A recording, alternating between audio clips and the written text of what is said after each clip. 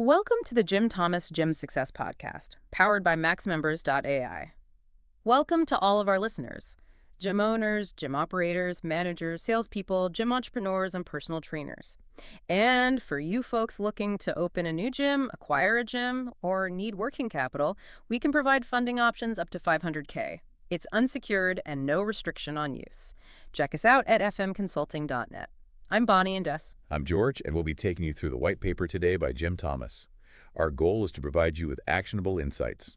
Your gym doesn't need another promotion. It needs a thank you economy. So imagine you're spending, let's say, $36,000 a year on advertising. Okay, pretty standard budget. Right. And you're using it to just aggressively pump water into a bucket. Right. But then you realize the bottom of your bucket is completely blown out. Oh, man. Yeah. The water's just pouring out exactly as fast as it goes in. Which is incredibly frustrating. Exactly. And today, we're looking at a white paper that argues the fitness industry is doing exactly that. Gyms are burning just immense amounts of capital, chasing total strangers, while, entirely ignoring the people who actually keep the lights on. The irony is really hard to ignore once it's pointed out, Oh, excellent. Like if you walk past any gym or just, scroll through your social media feed, the obsession with front-end acquisition is just overwhelming. Right. The ads are everywhere. Exactly. It's all join for $1. Yeah, 10 days for $10. Right. Zero enrollment fee, SummerSlam specials, whatever. Yeah. The industry is basically hooked on this adrenaline rush of the new sale. It's a thrill, right?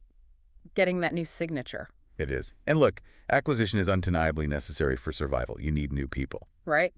But in this frantic sprint to convert the next lead, gym operators are actively neglecting their most valuable asset. Right. The people already inside the building. Exactly. The prospect journey outlined in this paper really puts a spotlight on how jarring that neglect actually is. It really does. Let's trace what happens when someone just shows a hint of interest. Okay.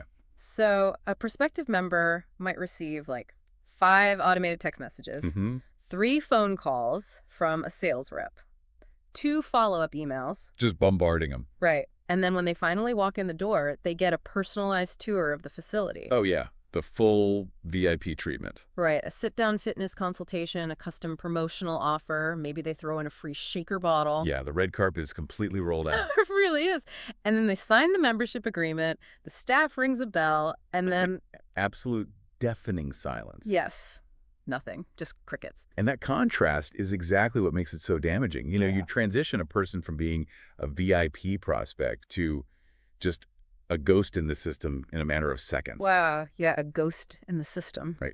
3 months after they sign that agreement, nobody on staff has spoken to them personally. Nobody. Nobody knows if they're actually using the equipment to hit the fitness goals they talked about, during that initial consultation.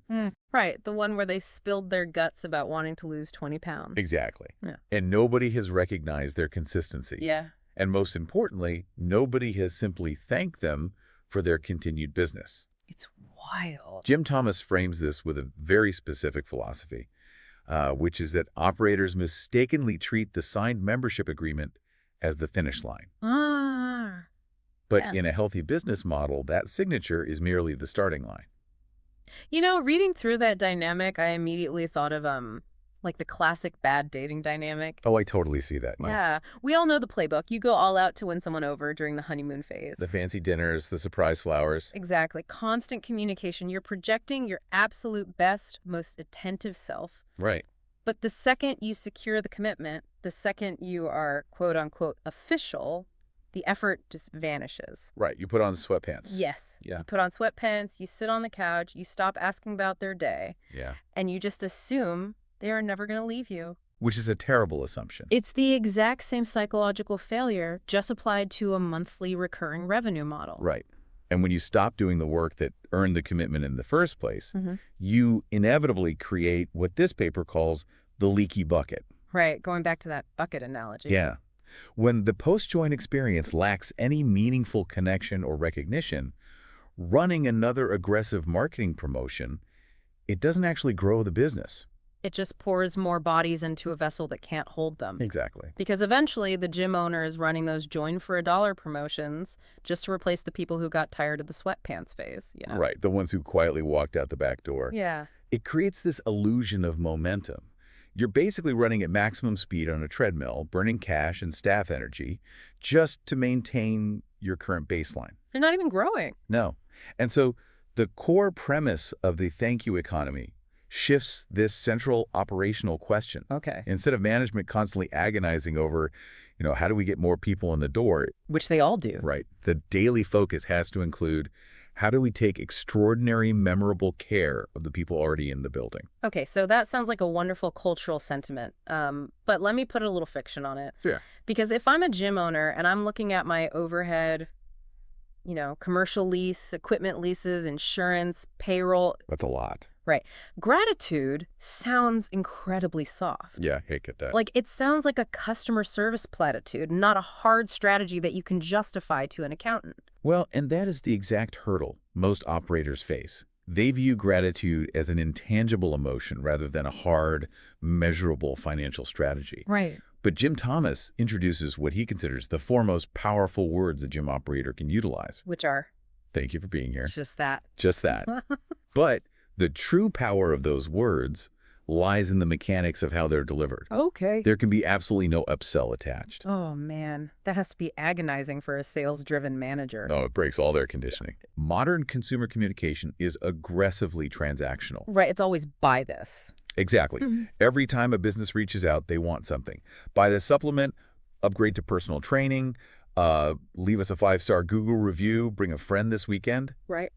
Thomas is challenging operators to create deliberate, non-transactional touchpoints. Contacting a member, asking for absolutely nothing, and purely expressing appreciation for their loyalty.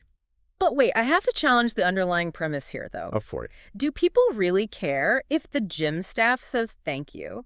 I mean, if I go to a fitness club, I'm going for the state-of-the-art squat racks. Okay. I'm going for the eucalyptus towels in the locker room. I'm not going to make friends with the front desk. Sure. So if the facility is clean and the machines work, does a random phone call actually prevent a cancellation? Well, that assumes fitness is just a commodity business. Isn't it? Thomas argues fiercely that the gym industry is a people business, first and foremost. Equipment and cleanliness. Those are baseline expectations. They are literally the price of admission just to open your doors. Right, you have to have working treadmills. Exactly. But a member cannot build an emotional bond with a piece of welded steel. That's fair. If a member's only tether to your business is a treadmill, they're a massive flight risk. Because anyone can buy a treadmill. Right. The second a corporate competitor opens a shiny new box 3 blocks away with equipment that's 2 years newer, or, monthly rate that's $5 cheaper, That member is gone. they're gone. Because the competitor can just replicate the facility. They can literally buy the same machines from the exact same manufacturer. Sure. They match the class schedule. They undercut the pricing tier. Right. They can duplicate the physical asset, but they cannot duplicate the human friction. Yeah. When the 19-year-old at the front desk knows a member's name and asks about their weekend, or a floor trainer goes out of their way to congratulate someone on hitting a new personal best, or a manager notices a regular hasn't swiped in for 2 weeks and sends a quick check-in text. Right. Just a human connection. Exactly. That creates emotional switching costs. Yeah, emotional switching costs. I like that. Yeah, that connection fuels a very deliberate economic chain that he outlines in the paper. Let's walk through that chain because I think it translates the soft skill into the hard math we were talking about. Yeah, let's do it. So the formula goes, gratitude creates relationships. Those relationships build loyalty. Loyalty drives retention. Right. Retention generates organic referrals. And all of that ultimately results in protected and expanded revenue. And the math gets very sobering when you attach real numbers to it. Give me the numbers. Okay, assume a mid-market gym has an average monthly dues rate of $69. Okay, $69 a month. When one single member cancels, that business loses $828 in annual recurring revenue. Right. And that's a conservative number because it doesn't even account for the loss of potential personal training packages or retail protein purchases. Right. They might have bought a smoothie every Tuesday. Exactly. So if implementing this thank you economy prevents just 50 cancellations over a 12-month period, Just 50 people. that operator has saved $41,400 in preserved annual dues. Wow. Finding over 41 grand simply by stopping the bleed? Right. The white paper highlights two contrasting business strategies that make this just impossible to ignore. Yeah. Strategy A is the classic acquisition trap we talked about earlier. An owner spends $3,000 a month on digital marketing. Mm-hmm. So over the year, that's a $36,000 ad spend. And let's say they successfully acquire 180 new members. Okay. So great. But because their post-join experience is terrible and retention is basically non-existent, 180 existing members cancel during that same year. They essentially spent 36 grand just to break even and maintain their member count. Which is exhausting. But then strategy B changes the entire financial trajectory by combining that exact same acquisition effort with a systematic appreciation protocol. Okay. So you still spend the marketing dollars to acquire those 180 members, right?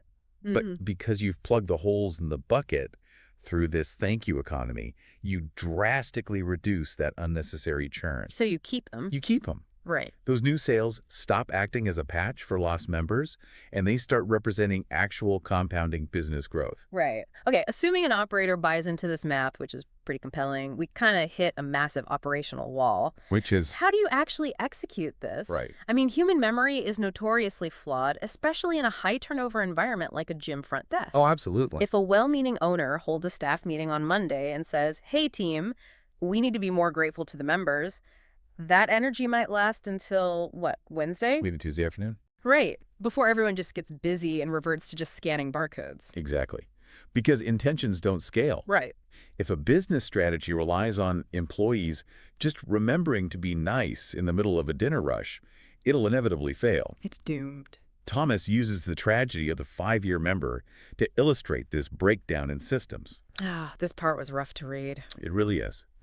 Imagine a person who has allowed a gym to draft their checking account every single month for 60 consecutive months. 5 solid years of loyalty. Right. And in the vast majority of fitness facilities, the only communication that person receives on their 5-year anniversary is another automated billing receipt. That is wild when you frame it like that. Yeah. Ignoring someone who has literally handed you thousands of dollars over the years simply because they don't cause a fuss. Exactly. So how do we systemize this without the interactions feeling robotic and fake? Well, the paper leans heavily into utilizing CRM, customer relationship management software. Okay, so getting technology involved. Right.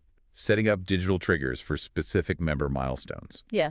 30 days post-join, 90 days, 6 months, the 1-year anniversary, 3 years, 5 years. But doesn't that just lead to those automated emails nobody reads? And that's the trap. The critical operational rule here is distinguishing between the automation and the execution. Okay. The CRM automation should only trigger the internal reminder. A human being. Technology exists to tell your staff who needs attention and when they need it. The software should never be the attention itself. Right, because an automated, generic happy birthday email generated by MailChimp that does absolutely nothing to build loyalty. No, it just clutters their inbox. Yeah. But a CRM system that alerts the front desk so they can physically hand a member a handwritten card from the general manager, Oh, that's different. that creates a memorable anchor. It functions exactly like an alarm clock. Right. The software wakes you up and alerts you that it's time to train, but you still have to put your shoes on, get out of bed, and do the heavy lifting yourself. Exactly. You can't program an alarm clock to build muscle for you. No, you definitely can't. And building a systemic approach is the only way to combat what Thomas identifies as the silence versus loyalty dynamic. What does that mean exactly? There's a dangerous assumption in the subscription business model that quiet customers are loyal customers. Because they aren't complaining. Right. Their credit card clears on the first of the month. They never complain to management. They wipe down their machines. Yeah. So the owner just assumes everything is perfect. Right. But silence is often an indicator of apathy. Wow. They may be quietly losing motivation or quietly touring that new facility down the street. And eventually they will quietly submit a cancellation form. So they're just completely disengaged. Yes. To proactively attack that silence, Thomas advises operators to run 4 highly targeted reports in their gym software today. Right. Don't wait. You don't wait. You find out who needs thanking right now. Exactly. You pull the 10 longest tenured members, the 10 highest spending members, the ones buying the personal training and the supplements, the 10 most frequent visitors, and the 10 members who have referred the most friends. Right. You isolate those 40 individuals and you ask your staff one simple question. When was the last time we personally genuinely thanked them? And the realization for most owners is usually highly uncomfortable. I bet. They discover that their most valuable, highest-yielding members are often the most ignored people in the building, simply because they're low maintenance. That's heartbreaking, really. It is. The goal of those 4 reports is to recognize your best people while they are still actively engaged in the community, rather than trying to save them with a discount after they've already made the decision to leave. That leads directly into one of the most actionable tactical ideas in the entire white paper, I think. The No Reason campaign. Yes, the No Reason Thank You campaign. I love this one. It requires zero marketing budget. Every single employee on payroll is handed a list of 5 member names at the start of the week. Their only assignment is to contact those 5 people with one unbreakable rule: 0 sales pitches. None. They cannot ask for a referral. They cannot offer a free personal training assessment. They cannot mention an upcoming retail sale. Just a pure thank you. Pure, unadulterated thank you for being part of the gym. And the brilliance of that campaign is the sheer volume it creates through simple intentionality. Yeah, the math on this is crazy. It is. If a gym has 20 employees and each employee contacts 5 people a week, the business is generating over 5,000 non-transactional positive touch points a year. That's huge. But a campaign like that will feel incredibly forced if the internal culture is toxic. Right. To make this sustainable, the thank you economy must operate as a 360-degree ecosystem. Right, because you can't expect a front desk worker who feels overworked and invisible to suddenly project radiant gratitude to a member. Exactly. The energy just isn't there to draw from. No, culture is not something a manager can demand. It's something they have to create and model. Top down, Yeah. and sideways. Gratitude has to travel vertically and horizontally through the organization. Right. The owner has to genuinely thank the general manager. The manager has to consistently recognize the sales team. The personal trainers need to show appreciation to the maintenance staff. Yeah. When the employees feel profoundly valued by leadership, they will naturally extend that exact same value outward to the membership base. The paper places a massive burden of this ecosystem on the front desk, actually.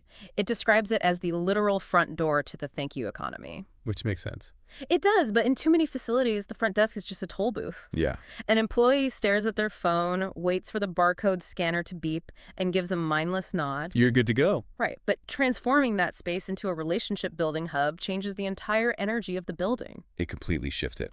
You know, training staff to say, how was your daughter's soccer tournament this weekend? Or, I noticed you've been here 4 days in a row. Incredible work. And the ecosystem also applies to scenarios that most operators view as purely negative. Okay.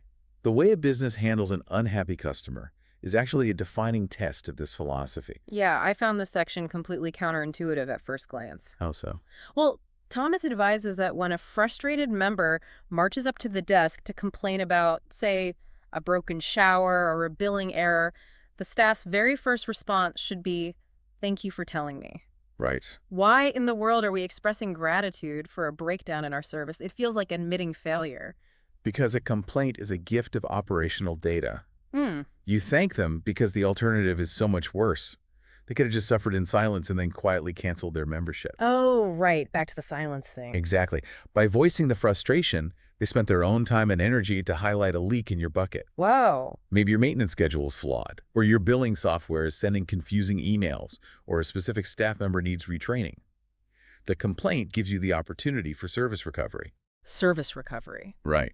You investigate the root cause, fix the broken system, and then thank that member again for helping you improve the business.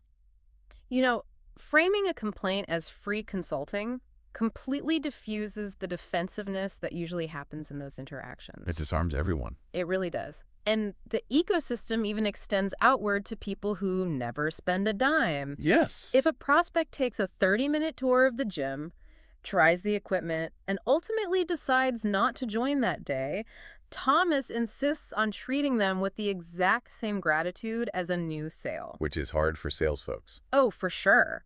But punishing someone with a cold attitude just because they didn't hand over their credit card today burns a bridge permanently. It does. Today's no might just mean Not right now. If they leave feeling respected, they might send a coworker your way tomorrow, or they might walk back in 6 months when their financial situation changes. Right. You just ensure the relationship is always left better than you found it. And that is the definition of playing the long game in business. Absolutely. Now, to move all of these concepts from theoretical philosophy into Monday morning reality, the paper provides a very specific 30-day implementation plan. Let's break down the friction in that blueprint. Let's do it. Week 1 is labeled Identify. This goes back to running those CRM reports we discussed. Right. Finding the people. Finding the longest tenured, the highest spenders, and the biggest referrers. You identify the foundation of your business and you start the gratitude process there. Yeah. Week 2 is Systemize, which is where most gyms probably stall out. Week 2 is definitely difficult because it requires building actual infrastructure. Right. This is when management programs the CRM, triggers for birthdays and anniversaries, and more importantly, assigns clear ownership. No, the ownership part is huge. It is. Who is responsible for writing the cards? Who makes the 90-day check-in calls? Right. Because if a task's assigned to, quote unquote, the team, nobody will do it. Exactly. The bystander effect kicks in. Specific individuals must own specific milestones. And then week 3 is train.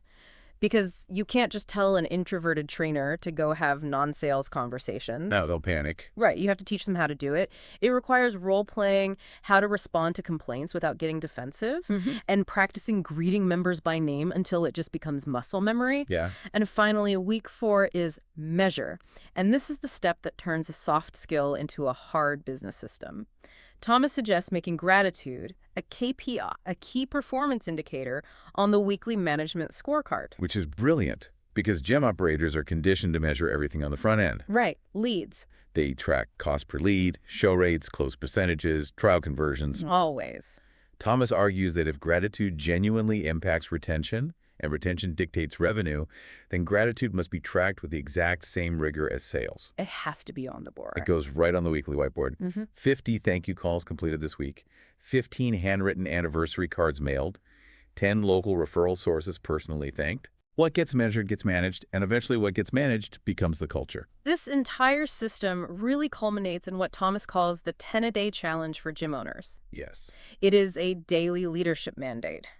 Before the owner is allowed to turn off the lights and leave the building, they must personally execute 10 meaningful acts of gratitude. I love this. It's so concrete. It could be thanking 3 long-term members, acknowledging 2 employees who crushed their shift, following up with 2 prospects who didn't buy, Right. thanking a personal training client, reaching out to a referral source, and maybe thanking a local vendor who delivered towels. Yep.